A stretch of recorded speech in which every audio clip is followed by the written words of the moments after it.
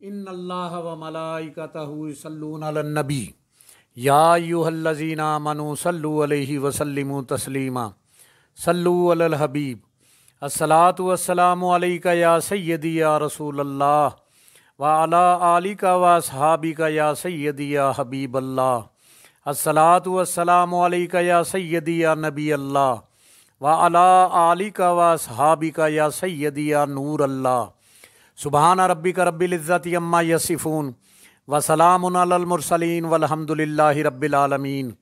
والصلاۃ والسلام علی سید المرسلین اما بعد فاعوذ باللہ من الشیطان الرجیم بسم اللہ الرحمن الرحیم۔ غزوہ احزاب کی آندھی۔ غزوہ احزاب 4 یا 5 ہجری میں پیش آیا۔ اس جنگ کا دوسرا نام غزوہ خندق بھی ہے۔ جب بنو نذیر کے یہودیوں کو جلا وطن کر دیا گیا تو یہودیوں کے سرداروں نے مکہ جا کر کفار مکہ کو نبی پاک صلی اللہ علیہ وآلہ وسلم کے ساتھ جنگ کرنے کی ترغیب دلائی اور وعدہ کیا کہ ہم تمہارا ساتھ دیں گے۔ چنانچہ ان یہودیوں نے کثیر تعداد میں ہتھیار اور رقم دے کر کفار مکہ کو مدینہ پر حملہ کرنے پر ابھارا، اور ابو سفیان نے مشرکین و یہودین کے بہت سے قبائل کو جمع کر کے ایک عظیم فوج کے ساتھ مدینہ پر دھاوا بول کر حملہ کر دیا۔ مکہ سے قبیلہ غزا کے چند لوگوں نے حضور اکرم صلی اللہ علیہ وسلم کو کفار کی ان تیاریوں کی اطلاع دے دی تو آپ نے حضرت سلیمان فارسی رضی اللہ تعالیٰ عنہ کے مشورہ سے مدینہ پاک کے گرد ایک خندق کھدوانی شروع کر دی۔ اس خندق کو کھودنے میں مسلمانوں کے ساتھ خود رحمت عالم نور مجسم صلی اللہ علیہ وآلہ وسلم نے بھی کام کیا۔ مسلمان خندق کھود کر فارغ ہی ہوئے تھے کہ مشرکین ایک لشکر جرار لے کر ٹوٹ پڑے اور مدینہ طیبہ پر حلہ بول دیا، اور 3 اطراف سے کافروں کا لشکر اس زور و شور کے ساتھ امڈ پڑا کہ شہر مدینہ کی فضاؤں میں ہر طرف گرد و غبار کا طوفان اٹھ گیا۔ اس طوفانی چڑھائی اور لشکر کفار کی مارکہ آرائی کا نقشہ قرآن پاک کی زبان سے سنیے۔ جب کافر تم پر آئے، تمہارے اوپر سے، تمہارے نیچے سے، جب کہ ٹھٹک کر رہ گئیں نگاہیں اور دل گلوں کے پاس آ گئے تو تم اللہ پر طرح طرح کے گمان کرنے لگے، امید باندھنے لگے۔ وہ جگہ تھی کہ مسلمانوں کی جانچ ہوئی اور خوب سختی سے جھنجھوڑے گئے۔ اس لڑائی میں منافقین جو مسلمانوں کے دوش بدوش کھڑے تھے وہ کفار کے لشکروں کو دیکھتے ہی بزدل ہو کر پھسل گئے اور ان کے نفاق کا پردہ چاک ہو گیا، اور وہ جنگ سے جان چھڑا کر اپنے گھروں میں چھپ کر بیٹھے رہے اور بیٹھنے کی اجازت طلب کرنے لگے۔ لیکن اسلام کے سچے جانثار مہاجرین و انصار اس طرح سینہ سپر ہو کر ڈٹ گئے کہ وہ صلہ اور کوہ احد کی پہاڑیاں سر اٹھا اٹھا کر ان مجاہدین کی اولوالعزمیوں اور جانثاریوں کو حیرت کی نگاہ سے دیکھنے لگیں۔ ان فداکاروں کی ایمانی جرأت و اسلامی شجاعت کی تصویر قرآن پاک میں اللہ پاک نے ان لفظوں میں بیان فرمائی ہے۔ اور جب مسلمانوں نے کافروں کے لشکر دیکھے، بولے یہ ہے وہ جو ہمیں وعدہ دیا تھا اللہ اور اس کے رسول نے، اور سچ فرمایا اللہ اور اس کے رسول نے، اور اس سے انہیں نہ بڑھا مگر ایمان اور اللہ کی رضا پر راضی ہونا۔ کفار نے جب مدینہ کے گرد خندق کو حائل دیکھا تو حیران رہ گئے اور کہنے لگے یہ تو ایسی تدبیر ہے جس سے عرب کے لوگ ابھی تک ناواقف تھے۔ بہرحال کافروں نے خندق کے کنارے سے مسلمانوں پر تیر اندازی اور سنگ باری شروع کر دی۔ کہیں کہیں سے کافروں نے خندق کو پار بھی کر لیا اور جم کر لڑائی بھی ہوئی۔ مسلمان کافروں کے اس محاصرہ سے گو پریشان تھے، مگر ان کے عزم و استقلال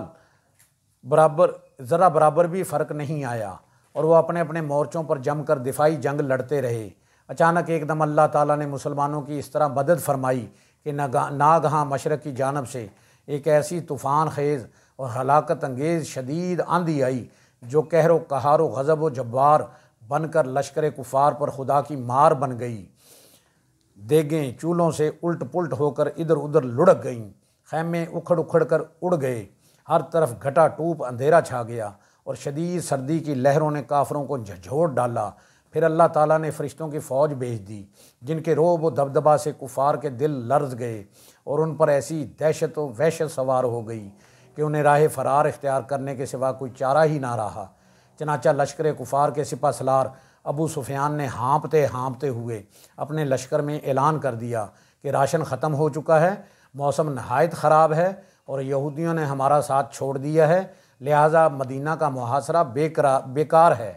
یہ کہہ کر کوچ کا نکارہ بجا دیا اور بہت سا سامان چھوڑ کر میدان جنگ سے بھاگ نکلا، اور دوسرے قبائل بھی تتر بتر ہو کر ادھر ادھر بھاگ گئے، اور 15 یا 24 روز کے بعد مدینہ کا مطلع کفار کے گرد و غبار سے صاف ہو گیا۔ غزوہ احزاب کی یہی وہ آندھی جس کا ذکر خداوند قدوس نے قرآن پاک میں اس طرح فرمایا ہے: اے ایمان والو، اللہ کا احسان اپنے اوپر یاد کرو، جب تم پر کچھ لشکر آئے تو ہم نے ان پر آندھی اور لشکر بھیجے جو تمہیں نظر نہ آئے۔ اس واقعے سے ہم کو یہ سبق ملتا ہے کہ جب کفار کا مقابلہ جنگ میں ہو تو مسلمانوں کو کسی حال میں ہرگز مایوس نہ ہونا چاہیے، یہ یقین رکھ کر مقابلے پر ڈٹا رہنا چاہیے کہ ضرور اللہ پاک کی مدد اور نصرت شامل حال ہوگی، مسلمانوں کی مدد کرے گا۔ بس شرط یہ ہے کہ خلوص نیت کے ساتھ مسلمان ثابت قدم رہیں، صبر و استقلال کے ساتھ میدان جنگ میں ڈٹے رہیں۔ چنانچہ جنگ بدر، جنگ احد، جنگ خندق وغیرہ کفر و اسلام کی لڑائیوں میں یہ منظر نظر آیا کہ انتہائی مشکل حالات میں بھی جب مسلمان ثابت قدم رہے تو غیب سے اللہ پاک کی مدد و نصرت اور غیبی امداد نے اس طرح جلوہ دکھایا کہ دم زون میں جنگ کا پاسا پلٹ گیا اور مسلمانوں کو اللہ پاک نے فتح مبین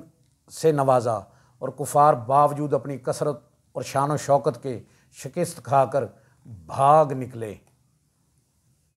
اللہ پاک سے دعا ہے جن سے وہ پیار کرتا ہے ہمیں ان کا ادب عطا کرے،